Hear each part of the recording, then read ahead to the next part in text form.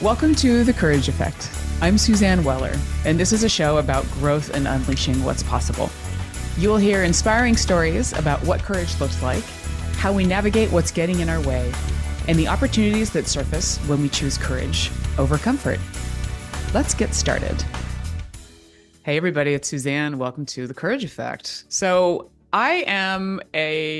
I love all things gastronomic. I am a cook. I love food. I love beverages. I particularly love fermented beverages, and I particularly love wine and beer. And I am very fortunate because I live in Seattle, which is pretty much a craft beer mecca.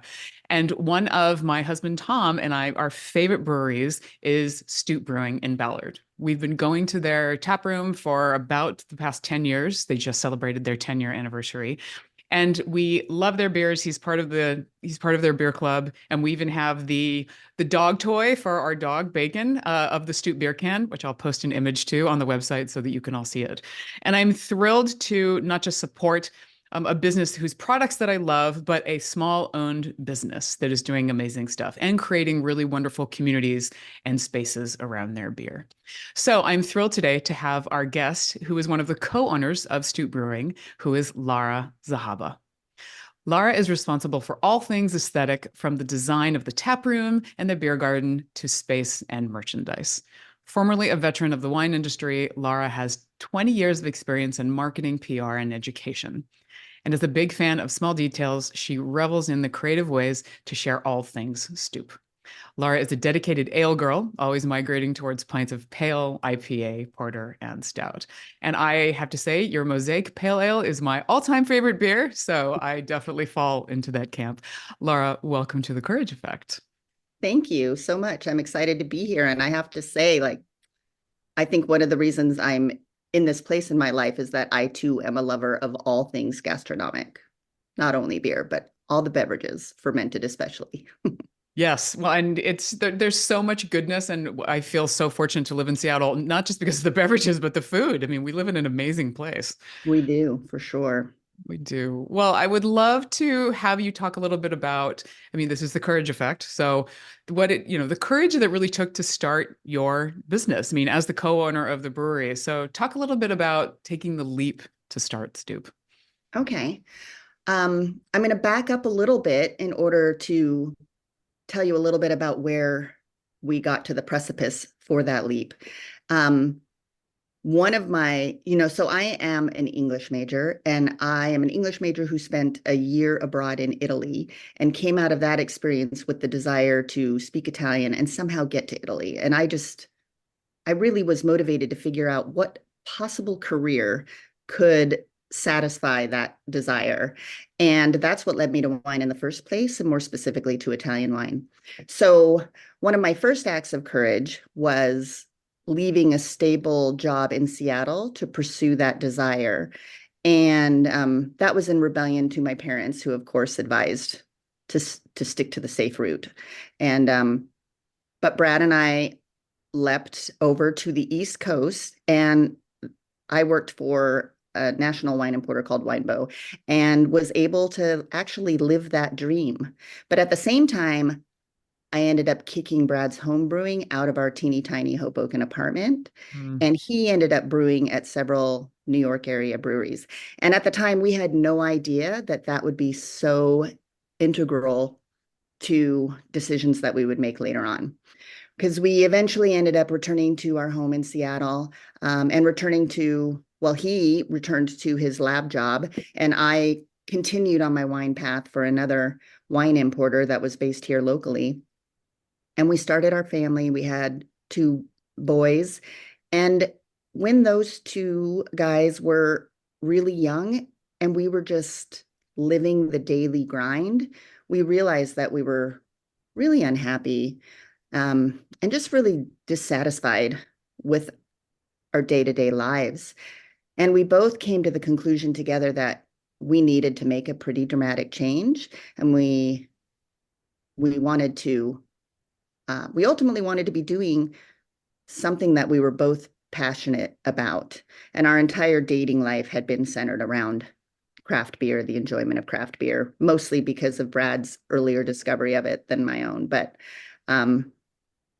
So it was in those early parenting years that we were like, all right, let's start a brewery. Let's take this big leap. And that was, I mean, that was an even larger act of faith or leap of courage, I guess, um, than the first one, because we had so much, more to lose as young homeowners and parents of young children, or Sure. actually, maybe I shouldn't say young homeowners because we weren't necessarily so young at the time, but we were parenting very young children. Yeah. Um, and the brewery was mostly financed through an SBA loan. Mm. And in order to secure that financing, we had to leverage our house, but the loan demanded even more guarantees. And Brad's parents ended up having to guarantee their home on Lake Coeur d'Alene, as well as their Centennial farmland in Iowa. And Wow. so it was pretty terrifying to us that our failure could really jeopardize everything that they had spent their entire lives building. Yeah. It's a lot of risk. There was a fair bit of risk. And it's interesting when I look back, I wasn't afraid of taking that risk at that time. I was, we were really struggling, and I just knew we had to shake it up and we needed a pretty dramatic change. And so I pushed hard for the leap. And I absolutely do not regret it. It was the right decision. But I do find it interesting that today, when we're presented with new opportunities surrounding the brewery, I'm not as bold in my willingness to take those risks, right? Because 10 years later, we actually do have so much more to lose. So it's kind of an interesting dynamic surrounding risk and comfort and strategies, I guess. It's so interesting. And I think that's the larger trend of when we're younger, we tend to jump faster because we have less risk. We haven't built as much. So the stakes are higher when I mean, even though you had really high stakes, I mean, that's a lot because it's not just your properties and it was about Brad and Brad's family too. But it must be interesting too as you scaled the business because you have three locations now. And I know last year you opened up Capitol Hill with We did. Optimism Brewing, We did. and the changes there. So what are the things that feel different for you now? I mean, is it just risk in general that as you think about it, anything in particular that bubbles up for you? Oh, well, I suppose if we wanted to talk about all of the personal issues, we could talk about what becoming a mother does to your, biological makeup and how that enhances your fears of everything. Yeah. But in talking about Stoop, I just realized um, that I'm proud of everything Brad, Robin, and I have built together, Mhm. and it would make me profoundly sad if we were to make a decision that harmed the business or that just made the business unsustainable going forward.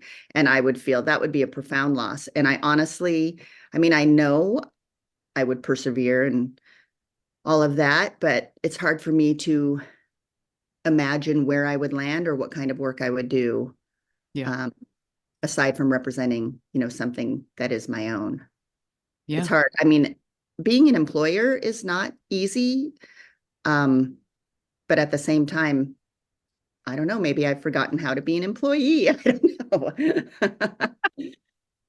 But But well, no, but you have a lot of people. You have a lot of staff. And we I have do. to say, your staff is always the happiest people. They are so welcoming. I love your staff. I mean, like we have great conversations when I go. So you're doing something right. Well, thank you. I mean, it is important to us to have a warm, welcoming space for sure. Um, Community oriented and yeah, we hire friendly people and we know friendly and beer lovers. They're educated. They can really share the story of the beer. And I'm often sitting at the bar and just hearing their engagement with the customers, and we're definitely proud of it. We always like to say that Stoop Crew is the best crew. Yes, undoubtedly. So good. What's the biggest surprise for you about, just as you've gone through the past 10 years? I'm just curious, what are some of the things that you didn't expect? Oh, that's a great question. Well, I mean, I obviously don't want to get mired down by the P word, but the pandemic was a huge surprise and it was extremely difficult, but in a very strange way, it was also extraordinarily motivating. I think as we were humming along, right, we were probably at about 7 years in or so, and we're humming along. And all of a sudden, we have this global situation, and within a day, we're like shut down. Yeah. And we had to really come together, jump, and figure out how to save the business. And I am always so proud when I reflect back on that because Brad, Robin, and I are really great partners. We have uniquely complementary skill sets, and we just came together once again and got creative, and all went into action and figured out all of the possible solutions for that period of time. And it was a really great reminder to us of how well we work together when we're in that active phase. Sounds like an amazing trio. Yeah, it's been good. Well, and how interesting too. I mean, talk a little bit about what you do. I mean, you obviously do the marketing and the merchandise and on all of that. How do you distribute the work even just between you, Brad, and Robin? Well, Brad is our head brewer, director of operations, and he's really the business manager. Robin is also a brewer, and she is so great at systems. And as a former teacher, she is really good at people. And so she doesn't actively do our human resources, but she's a really great source for establishing our procedural our operations. And then I am really more on the creative side. So like you said, merch, our labels. I work with a really great woman-owned branding company in Seattle called Blind Tiger on our designs. I work with a really great man since day one on the design of our physical spaces. So I've met so much extraordinary talent in this whole process. And I don't know, I have a lot of support in executing the vision, but I would say everything that's outward facing pretty much comes from me. So That's a, that's amazing. Well, and I love the designs. That's one of the other things that's always so good is because you have so many beers that are out on the shelf, and the labels are always they're always something really funky going on. So, and I love that, and I love so much nod to music and a lot of like punk music from the 80s, which I'm a fan of. So, we give yeah. our So age away, I think, a little bit.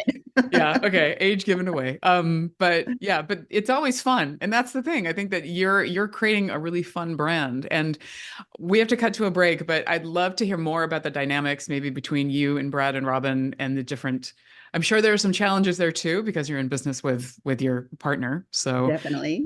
all right, great. Let's take a break. We'll be back in a minute. This is the Courage Effect. Stay tuned. Courage takes on many forms. I believe that one of the most courageous things that we can do is recognize when we need help and seek out support. Is something interfering with your happiness or keeping you from achieving your goals? If you're going through a hard time, possibly struggling with depression or anxiety, therapy can give you tools to approach your life in a very different way. That's why I'm excited to tell you about today's sponsor, BetterHelp. BetterHelp's mission is to make therapy more affordable and accessible. It's an online platform where you can be matched with a professional therapist in as little as a few days just by filling out a few questions. I know from personal experience that finding a therapist and the right fit can be really difficult. With BetterHelp, you can easily switch to a new therapist at no additional cost. For more information and to sign up to get matched with a therapist, go to BetterHelp, that's HELP.com/courage. Visiting this link both supports the show and gets you 10% off your first month of BetterHelp. So if you're struggling, consider online therapy with BetterHelp. Easy on the ears, good for the soul. Alternative Talk 1150.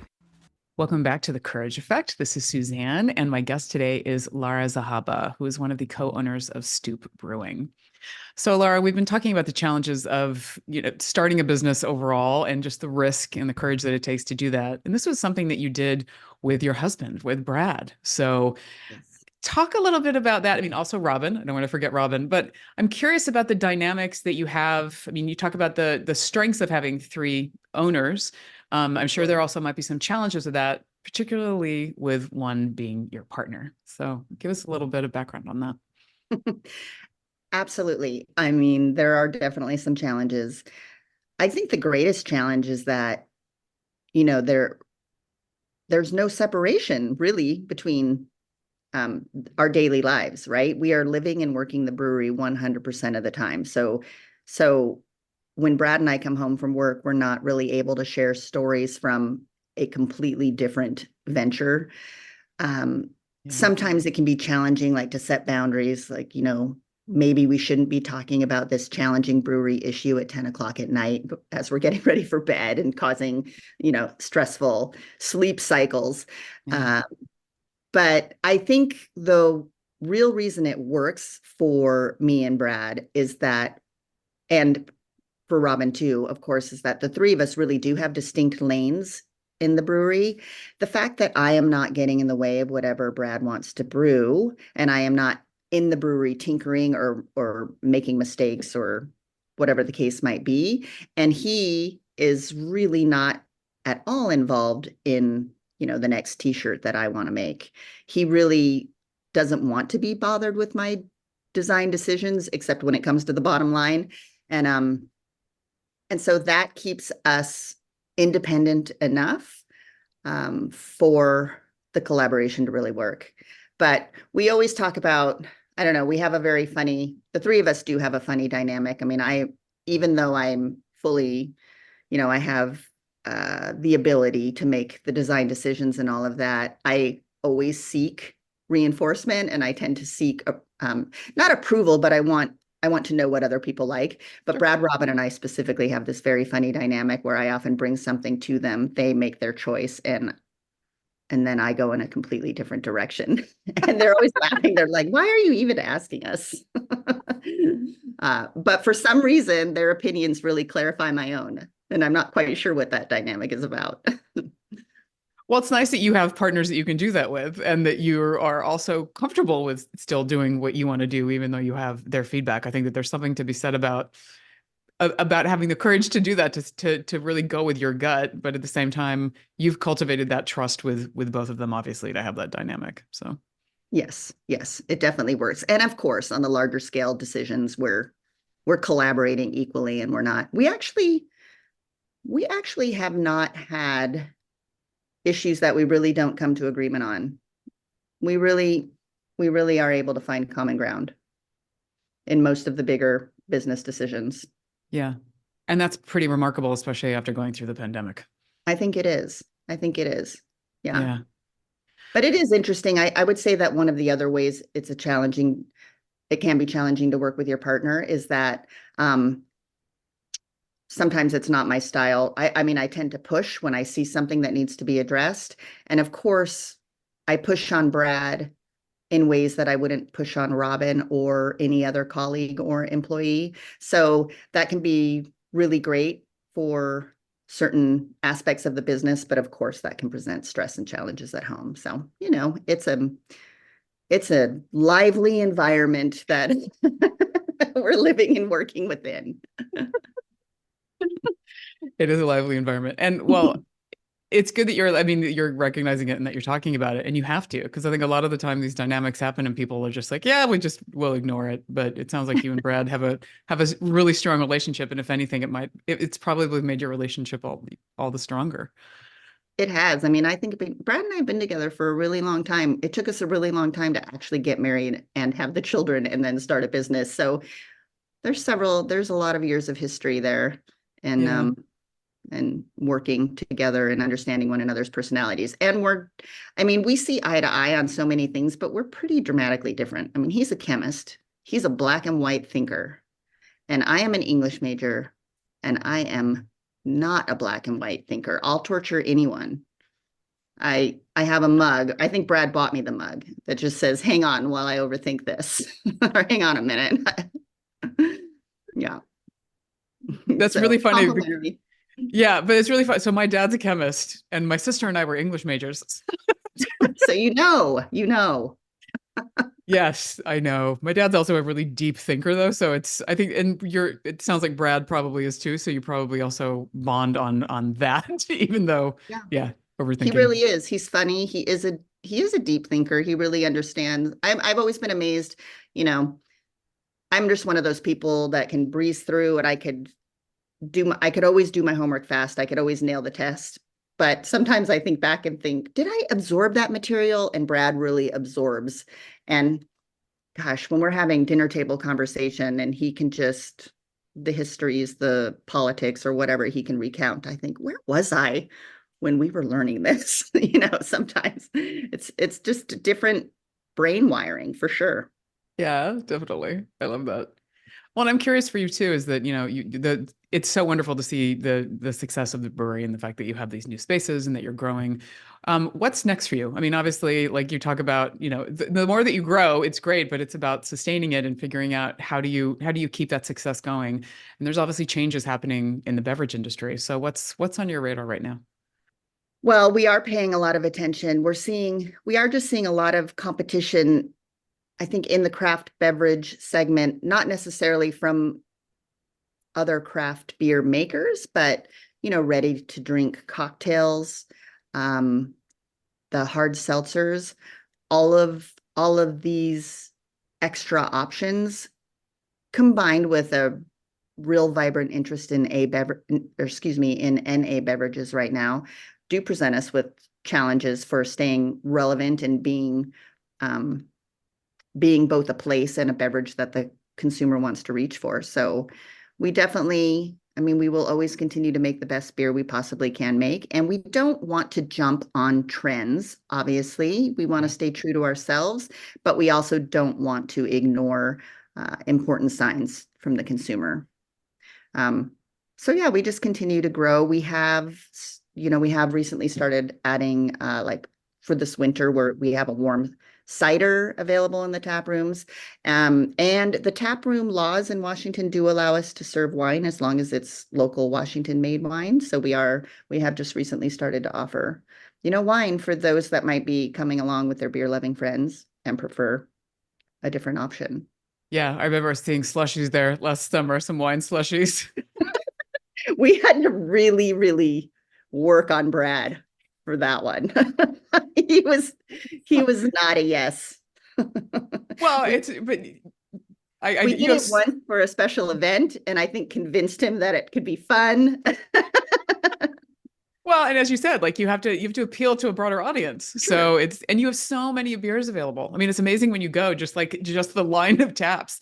It's Yeah, vast. So it yeah, is nice that you have those other options. for sure. Yes, it's fun. It's fun. The slushies will be back in the summer. Yeah, so you get the hot cider in the wintertime and then you get the Right. slushies in Yeah. the summertime. Yeah. I didn't know that about Washington wines though, with being able to serve. So that's great. I know it is interesting. It is a nice collaboration. For a long time, we've been able to offer cider. Um, it's just been a few years now, I think, on the wine. Yeah. Well, and it's also great, like to have the food trucks there, like so you're supporting all these other local businesses, and I know that you're really involved in the larger community, beverage community, and supporting others. Um, as we wrap up the show, I want to talk about a few things that I've heard from you, and I want to give you an opportunity to promote an event that you have coming up next week.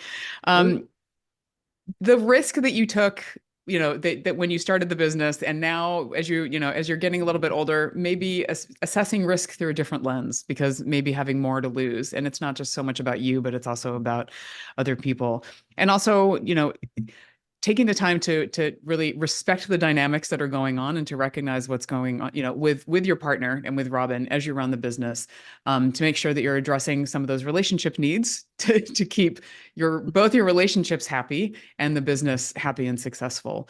And also just talking about, support of community, your people, and doing something that you love. I mean, the thing that really just exudes from you is the joy in what you do. So that's a beautiful thing. So thank you. Thank you for creating great spaces. Thank you for creating amazing beverages. And on that note, give us some insight into the brewery warming party you have happening next week. absolutely. I'm happy to. So hopefully your beer loving listeners know that we did open on Capitol Hill in August this past summer at the corner of Broadway and Union. But it was just recently that we brewed our first beer in that beautiful brewery. And so we are hosting a brewery warming party on Thursday, January 25th, in order to release that beer, which will be a hazy IPA, which is a fan favorite up there on Capitol Hill. So we're inviting the community to come in and celebrate with us. We'll be there at 5 p.m. it's an opportunity to meet us and get to know us a little more in a new neighborhood.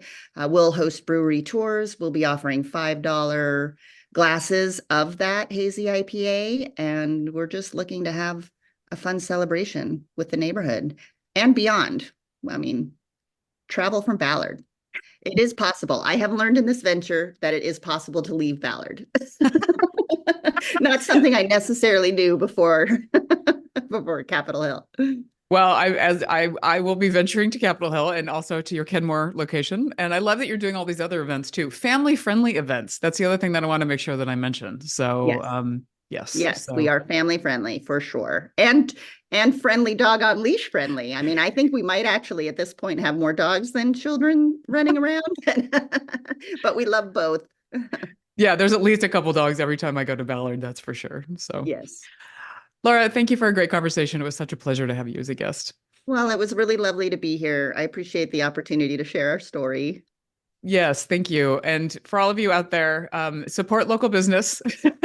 Yes, That's please. something Always. that I want to make sure that I encourage everybody to do. So, and know the work and the effort and the courage that it takes to going into that.